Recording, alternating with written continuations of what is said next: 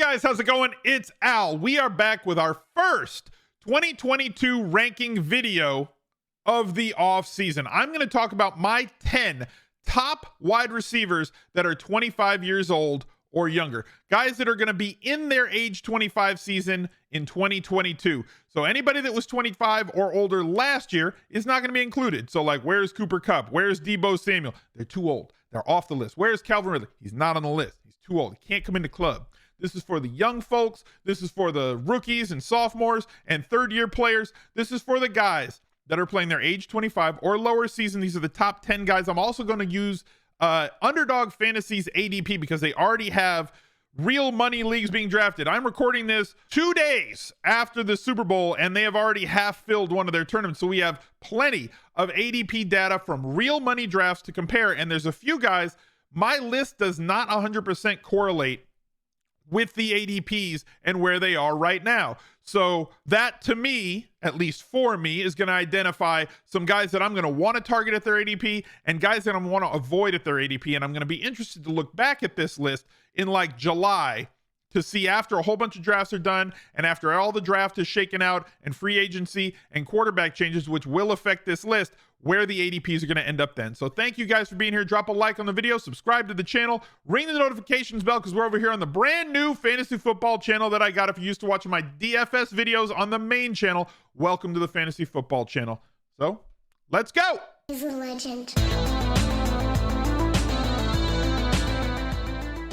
As I said before, Underdog Fantasy is already running drafts. You can get into sit and go leagues, single one-offs if you want, as well as the big board. This is going to fill. It's already half full 2 days after the Super Bowl.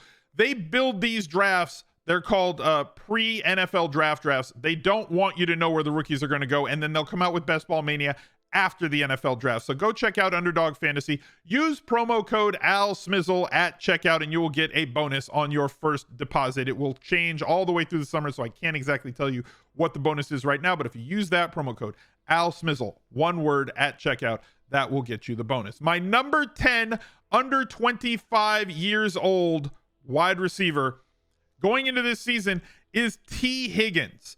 Had a monstrous year this year, had a solid year as a rookie. He is the number 2 guy and is going to benefit from not having to face off against teams' number 1 cornerbacks, or because they have to roll coverage so much to Jamar Chase, as we saw teams do in the playoffs. T. Higgins operates mostly in that short to intermediate range, but can also get loose deep, and we know how Burrow likes to challenge deep. However, here's my issue. As much as I like T. Higgins, and as good as T. Higgins is, we saw him post 900 yards, 6 touchdowns in both his rookie and sophomore years, with over 100 targets in both. I don't see his targets ballooning to like 140 or 150 because it's just not possible with a guy like Jamar Chase as the alpha in that wide receiver room. They also have Tyler Boyd. They're also going to throw the ball to the tight end and to the running back. There's plenty of options to throw to, and it's not like Joe Burrow is going to throw the ball suddenly 800 times over the course of a year. It's just not possible. So there's not enough targets to go around based on the market share that he could or should see. But currently, T. Higgins is the wide receiver 12 off the board. So if we go over to like Underdog Fantasy and we kind of scroll down here to where he's being drafted, right? T. Higgins, based on the playoff run and all the hype that the Bengals generated throughout the playoffs, right now is going at 28.7, ahead of DeAndre Hopkins, ahead of Keenan Allen, ahead of Deontay Johnson, ahead of McLaurin, and ahead of Ridley. That's just absurd. He should not be going this high. And if I was doing a must-avoid wide receiver list right now, unfortunately, as much as I like T. Higgins and as bullish as I am on that Bengals offense as a whole, I'm going to have to fade T. Higgins at this price point because there's players that are going to project to get 25, 35, or 50 more targets going behind him on the wide receivers. This is an ADP that I think is going to drop. Now, if it changes and he falls a few spots, goes to like the wide receiver 17, wide receiver 18, I might become a buyer. But right now, he's just too expensive in real money drafts based on the playoff hype. My next wide receiver, and you can see, got more targets than T. Higgins each of the last 3 years. My issue with DJ Moore is the quarterback play, the offensive line. We don't know how good that's going to be, but his volume has constantly been there. And he's been very consistent and unfortunately consistent with his touchdown receptions. That can change any year because touchdowns are extremely fickle. They're very tied to the type of usage that you get, be it in zone or red zone usage. And that's something that could change one year to the next. And also, he has had bad quarterback play 2.5 out of the past 3 seasons. This is his age 25 year. He could certainly break out here, going as the wide receiver 18 with an ADP of about 41 right now on Underdog Fantasy. So I'm hoping that DJ Moore is an arrow up candidate. If they get improved quarterback play in this spot, we already know that the volume is there for him to be able to take off. But if that improves, if the quarterback play improves and the leverage usage improves, his end zone targets, his inside the 10 usage, and his inside the red zone usage improves in the 2022 season, he is a player that could certainly take a leap and fly up this board right now. He is my number 9. My number 8, Marquise Hollywood Brown. Now, you've seen where Higgins is going. We just talked about DJ Moore going where he's going. Marquise Brown had 145 targets this year. 145 is a lot. That is an awful lot of targets. Obviously, he is a more downfield guy. He is not going to have the highest catch rate. Somebody like Deontay Johnson, who's got a very low average depth of target. Marquise Brown, more of a home run guy, but they've pulled him back to the line of scrimmage. Now, some of that was tied to the fact that Lamar Jackson missed like half the season. Some of that was tied to the fact that Marquise Brown, we all remember, left a lot of touchdowns on the field in just one game where he should have had 3 touchdowns and he had none. Things are going to fix themselves. Drops are not sticky, but separation certainly is. And that downfield ability of his is not going to change. And hopefully, with Lamar Jackson getting back and healthy and Marquise Brown entering his age 25 year, he is right now being drafted as the wide receiver 29. His ADP on Underdog Fantasy is way down here at 63. Behind Michael Thomas, Mike Williams, Michael Pittman, Chris Godwin in his ACL, just ahead of Mooney and Renfro. There's a lot of room for profit here, and I love his price at this point. I'm going to be clicking a lot of Marquise Brown in early drafts based on the fact that I could get him in like round 6, where the upside is tremendous and the floor is also very solid considering the 145 targets that he got. He's no longer that boom or bust guy. He has a solid floor of targets every single week, and then you combine the game-breaking ability that goes along with it when Lamar Jackson is his quarterback. And Marquise Brown should have at least an arrow up in this spot, and also is somebody who he's just underpriced right now. As overpriced as T. Higgins is currently, based on the playoff hype, Marquise Brown is underpriced because of recency bias and the fact that Snoop was his quarterback and he just targeted Mark Andrews a ton, and everything had to be close to the line of scrimmage. When they get a top-notch, all-pro caliber quarterback back under center, Marquise Brown could really take off this year. Somebody who took off down the stretch, Amon-Ra St. Brown, absolutely lit it up down the stretch. 119 targets, currently being drafted as the wide receiver 23, ADP of 51.8. There aren't that many people to throw the ball to in Detroit. I would expect them to draft a wide receiver in the first 2 rounds of this draft, but that's not going to take snaps. It's not going to take targets away from Amon-Ra St. Brown. It's going to complement him on the other side to get a more pedigreed, talented wide receiver, more talent on the outside the hashes for this offense. And Amon-Ra St. Brown can run out of the slot and run outside. He is the alpha in that offense right now that is lacking for perimeter usage. They have TJ Hawkinson manning the middle inside the hashes, and Amon-Ra has not just a great name, but great numbers to go along with 90 catches as a rookie, 5 touchdowns, and a ton of work down the stretch with 10 or more targets, I believe, in his last 5 or 6 games. Speaking of rookie wide receivers, Jalen Waddle also on this list as my number 6 guy. The wide receiver 11 off the board currently with an ADP of 26.9, set the rookie record for receptions last year, had 142 targets. Are you starting to understand why I think T. Higgins is massively overpriced, considering that he should, looking at his stats, 110 targets, 108 targets, as opposed to Jalen Waddle's 142 targets, and the 10 targets plus a game that Amon-Ra St. Brown were getting, and those guys with basically just a slightly higher. Metcalf is the 10, Higgins is the 12, and Jalen Waddle is the wide receiver 11 being drafted right now, and I'm getting an extra 40 targets for it.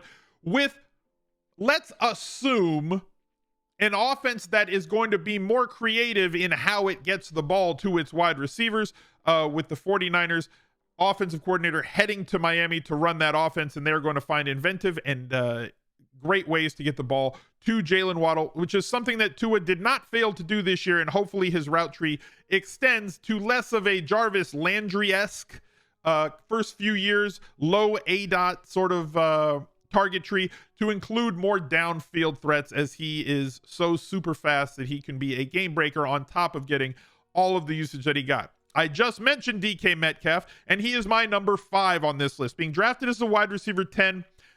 23.7 is his ADP currently. There is danger here, though. If there's one player who could go down on this list, it's definitely DK Metcalf, because of the fact, as much as I love the talent, as much as I love the skill set, as much as I love the upside, the end zone targets, the big splash ability, and everything else that he brings to the table, Russ Wilson may not be in Seattle next year. And anytime that you go from having an all-timer at quarterback, right, a future Hall of Famer at quarterback, somebody who is one of the most efficient quarterbacks in the history of the league, and definitely more in the modern era, guys that have been in the league since, let's say, 1985, 1990, with his 6.2 career touchdown percentage. That's an absurd number for those of you who don't really know about touchdown percentage. Like, 5 is good. There's only 2 guys who have like a career over 6 from the modern era, and it's Aaron Rodgers and Russ Wilson. So if they replace him with a quarterback who is less efficient, who is less adept at throwing the deep ball, DK Metcalf, or if they just adopt an even more run-heavy approach, DK Metcalf's targets could dip to like 105, 110. He may subtract the amount of deep balls that he's going to be getting, and the amount of efficient balls that he's getting in the end zone. So he is somebody who is a little bit precarious right now as my wide receiver 5 under 25, but the talent is 100% real, and hopefully replicable. Even if Wilson leaves, they can replace him with somebody who will feed DK the ball. CeeDee Lamb is our next candidate on this list, my number 4. He is being drafted as a wide receiver 9. You can see that all these guys are very bunched on this list. An ADP of 21.7, which is like kind of right where he was last year, right? That's where he was being drafted last year. A little bit higher on the wide receiver list, but an ADP that looks about the same, being drafted like in the second half of the second round, which is where we saw him going at the top end of the third, back half of the second last year. He's been pretty consistent his first 2 years. Could be in line for a little bit of a leap, based on the fact that he is tremendous. They do need to do a better job of getting the ball to him and feeding him a little bit more consistently. I was hoping for a bit of a leap as a sophomore here. I'm going to have to hope for it as a third-year player, but the talent, the size, the usage, the offense, the continuity from one year to the next at head coach, offensive coordinator, quarterback, and wide receiver, all of those things lead to more consistency in terms of a player and their growth when they're on that growth curve part of their career. So CeeDee Lamb, pretty solid here at number 4. Getting to the top 3, AJB the GAM, Arthur Juan, also a comparable to Andre Johnson, bigger, faster, stronger than pretty much everybody that he plays against.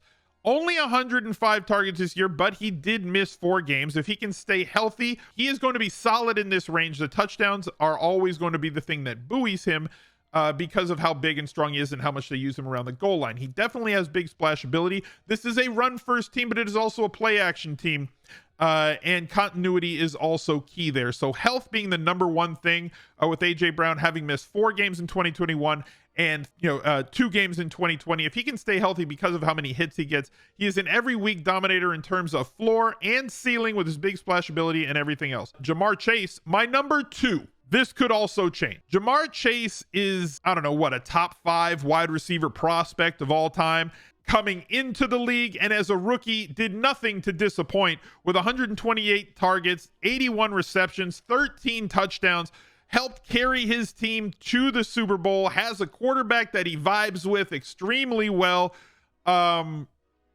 Absolutely absurd in every single way.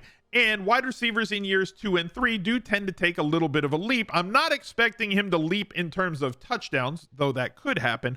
I'm expecting his usage to go up. So even though he may see some regression in terms of the touchdowns, which is something we spoke about in the first half of the year because he was scoring so many times from further than 25 yards, something that is hard to replicate unless you're like Randy Moss, Deshaun Jackson, Tyreek Hill. And he is very good at being open deep, but a lot of contested catches, his separation is really not his thing. If he gets up to like 145 to 160 targets, that amount of increase in usage would override the possible regression that's coming in terms of touchdown frequency, and he could end up with the same amount of touchdowns while having more catches, maybe topping 100 catches and replicating the amount of yards, because 18 yards per reception for a player like him, absolutely tremendous. He is who we thought he was and somebody else who we thought he was. But before we get to that, right now, Jamar Chase, an ADP of 5.7.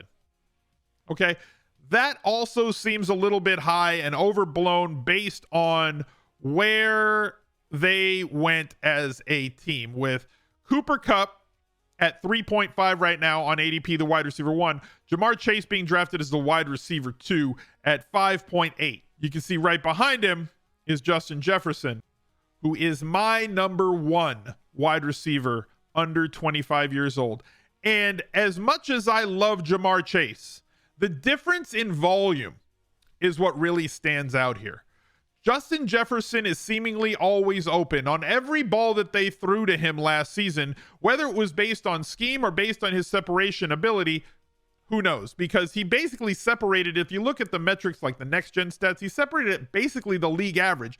But like the eyeball test does not reflect that, partially because you can't get separation if they don't ever press you. So like they're always off the line against him. So like he's already got that separation. So he's not getting any more, but he's always freaking open.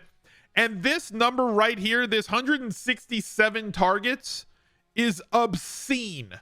So unless Jamar Chase gets himself up to like 150 to 160 targets, there's no way that I can personally rank him ahead of Justin Jefferson, because it's not talent when it comes to fantasy. It's about opportunity. Now, when talent meets opportunity, amazing things can happen. And Justin Jefferson may be slightly behind Jamar Chase, like ever so slightly, in terms of his prospect rating, in terms of his overall talent level, but he's got so much more opportunity. We can project easily 150 plus targets, possibly 160 plus targets for Justin Jefferson, including that downfield usage, including the static touchdowns that he gets based on the end zone targets and red zone usage that he has. So I'll take the value here going behind Jamar Chase based on the playoff hype that he's gotten. I would not be surprised if Jamar Chase slid behind Justin Jefferson in terms of ADP, although I also wouldn't be surprised if he stayed above him just because he's the new shiny toy. But he's going to have to get up to 160 targets for him to warrant, at least to me, being selected in front of Justin Jefferson, unless you have reasons like you're trying to build a best ball team with a Cincinnati stack. So thank you guys for watching. Look out for another video right there. He's a legend.